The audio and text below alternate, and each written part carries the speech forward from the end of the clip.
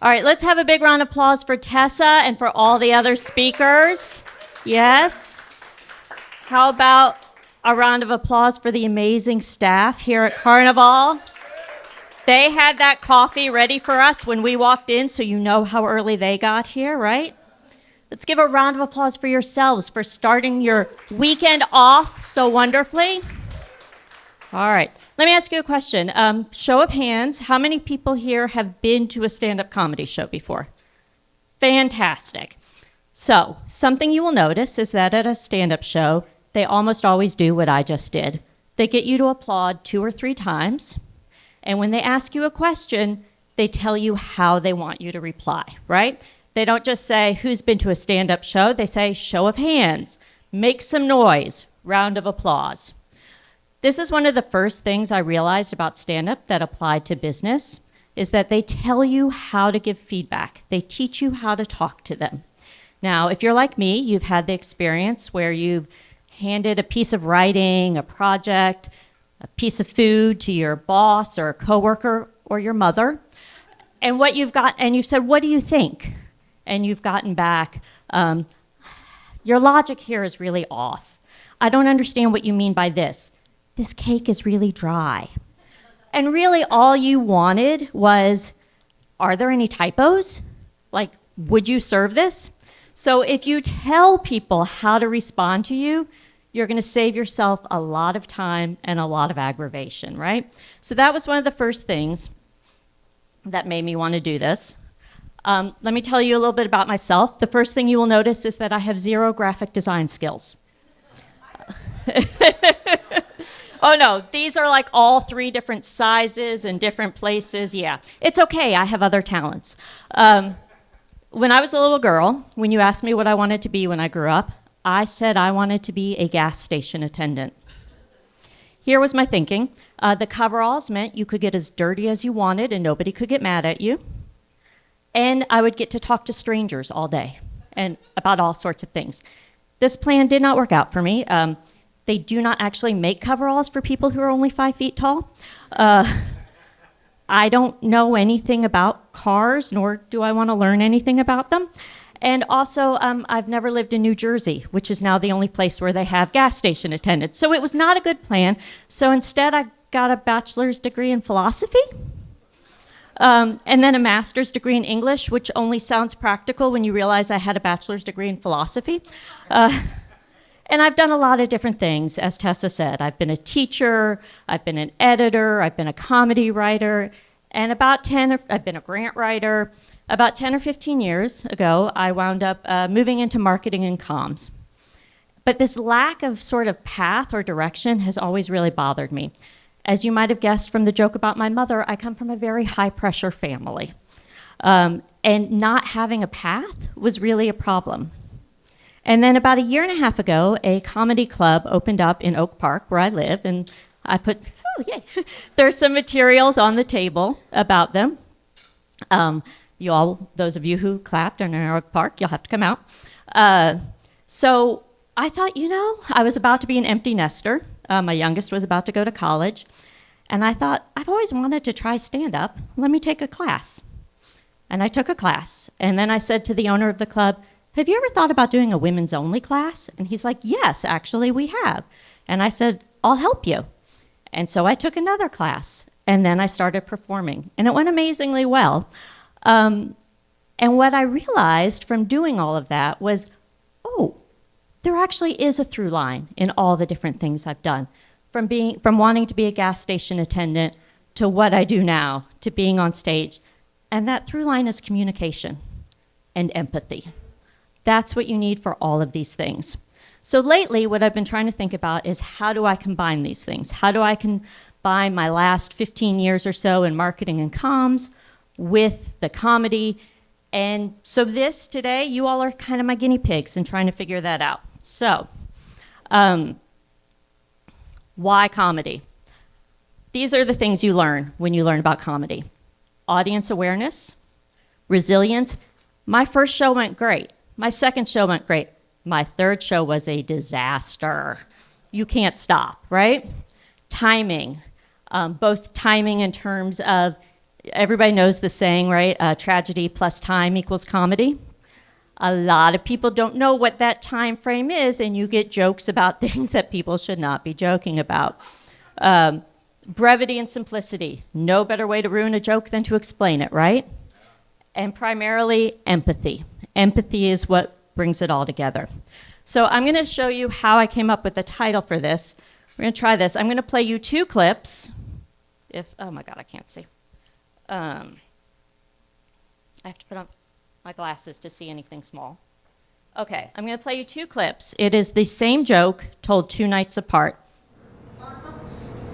I think the kid-made coupon books are the worst of all the kid-made presents. Everything in there is either hurtful or unnecessary. If you are a human being who once threw up in my eye, I do not need a coupon for a hug. That is hurtful. I also don't need a coupon for you to empty the dishwasher.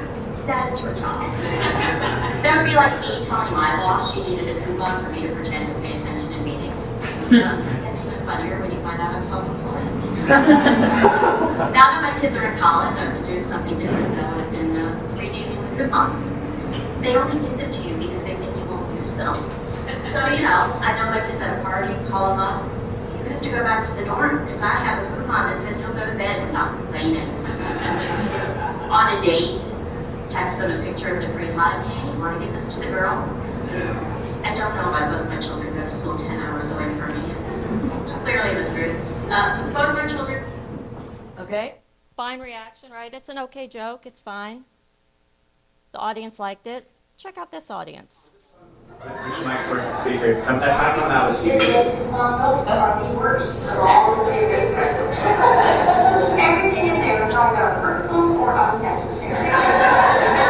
If you are a human being who once threw up in my eye, I do not need a coupon for a hug. That is hurtful. On the other hand, I also don't need a coupon for you to empty the dishwasher. That is our job. That would be like me telling my boss she needed a coupon for me to pretend to pay attention in meetings. Which is even funnier when you find out I'm self-employed.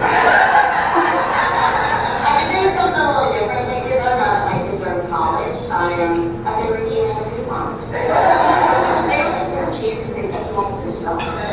Now, I know they're at a party and call up. You have to go back to the dorm and go to bed. I have a coupon that says so. Out on a date, text them a picture of the free hug coupon. Hey, why don't you give this to the girl? See if she wants to use it. I have no idea why both my children are in college. She's had our children from All right. The audience the second night clearly heard a much better joke than the first night, right? They were laughing much harder. The exact same joke told by the exact same person in the exact same way in the exact same club, just a different room. One audience was like, yeah, it's fine. The other audience was like, oh my God, she's hilarious. The point here isn't that the first audience sucked and the second audience didn't. More importantly, the point is not that I sucked the first night and I didn't the second night. The point is different audiences have different needs, right? That first night, that audience, the club owner called and said, hey, I have an extra spot tonight. Do you want to come do a run-through for tomorrow? And I was like, yeah, sure, because I knew that the Friday show was going to be much bigger. The audience that was there for that Thursday night was not there to see a mom talk about her kids. They were just there to see a friend of theirs who is, I happen to know, just a little rougher than I am. And I could have seen that audience and been like, no, I need to, my set isn't going to work here. I'm going to do a set for these people. And instead I was like, no, what I need right now is to run through my set. So sometimes your needs and the audience's needs don't align, and that's okay. The audience the second night, it was a show called Moms Who Drink and Swear. Almost everybody in there was a mom. Everybody in there was ready to laugh about kids, and that is not true the first night.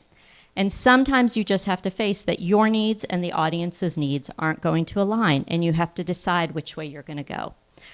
I'll give you another audience example. This is a text from my beloved husband. Good morning, Marta and Joey. I am getting to O'Hare today at 9:17 p.m. Might I be able to get a ride from one of you? I know you had to take Micah this morning, so I understand if you would rather take a cab. There is nothing wrong with this text. It's very polite. He has a need. Do you think my husband has ever met me? Is this the way you talk to somebody who gave birth to your 2 children and sleeps in a bed with you every night?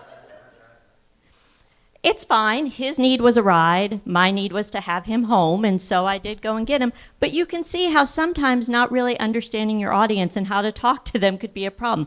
I did have, and also my poor husband, this has been on every social media outlet.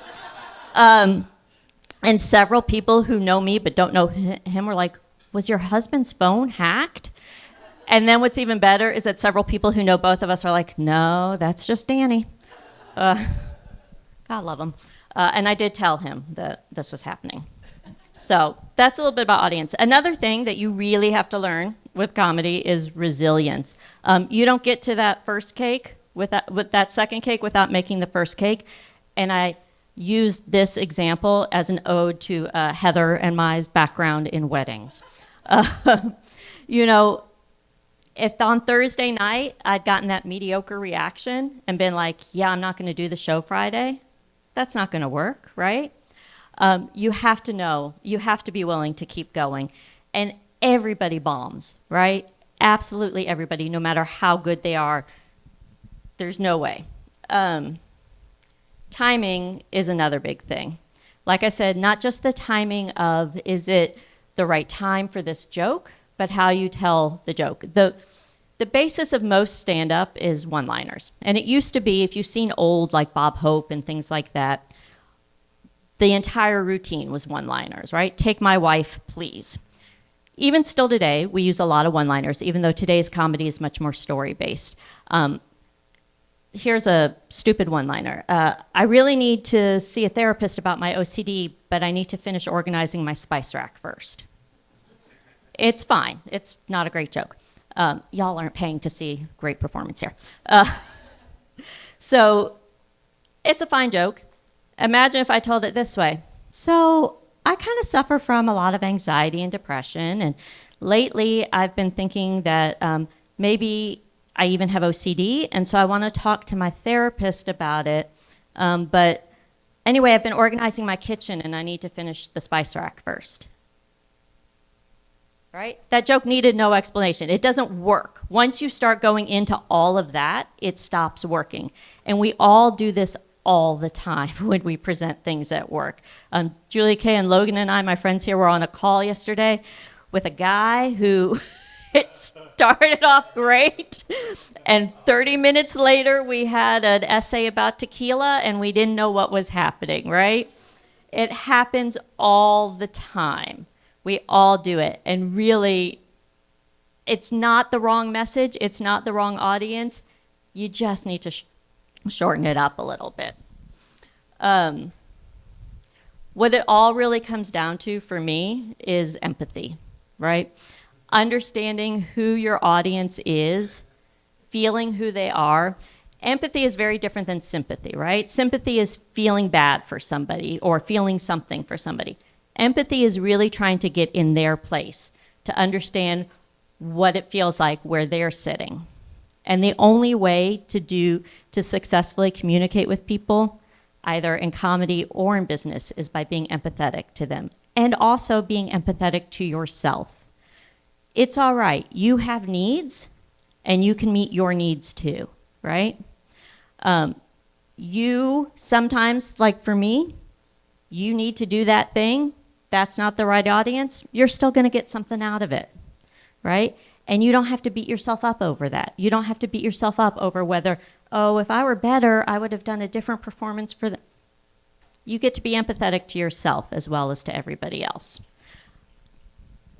So one of the other things that I learned from comedy that I really love, you'll notice at a comedy show that whenever comedians go up and down from the stage, they either fist bump, or they shake hands, or they hug, or some really awkward combination of the three, because nobody knows what the right thing to do is, right? This is called passing the power. In comedy, this microphone is the power.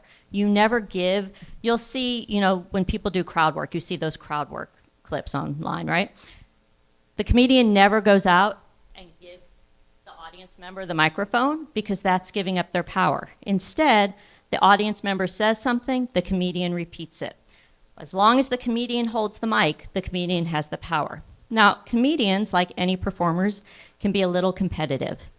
But on any given show, those people are not competitors, they're coworkers. They are doing everything they can to work together to give you the best show possible. And one of the ways they show this is by passing the power, that awkward fist bump, handshake, hug. So what I thought would be nice today, I think maybe we'll just do it table by table, is if you start on like this end of the table, like Julia Kay and Jasmine and Tessa, and you turn to the person next to you and you say your name, the name of the funniest person you know, and then you just give them a little pass the power, okay? Let's try it.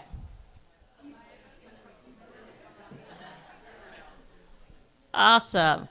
All right. You all, like I said, this is sort of a concept that I am working on. If you have a minute and want to take a picture of this slide, there's a QR code or a link. I have a little survey. You don't have to, obviously, but if you have a minute. If you just want to write me and be like, no, the lesson is that you do suck, you can do that as well. If you're looking for me for like more professional stuff, I'm on LinkedIn. If you're looking for occasional comedy clips, that's on Instagram. And I did just finally, after 15 years in marketing, just did my own website. The Cobbler's Children Have No Shoes. It's still under construction, but you will learn more there. So y'all, thank you so much. Have a great morning.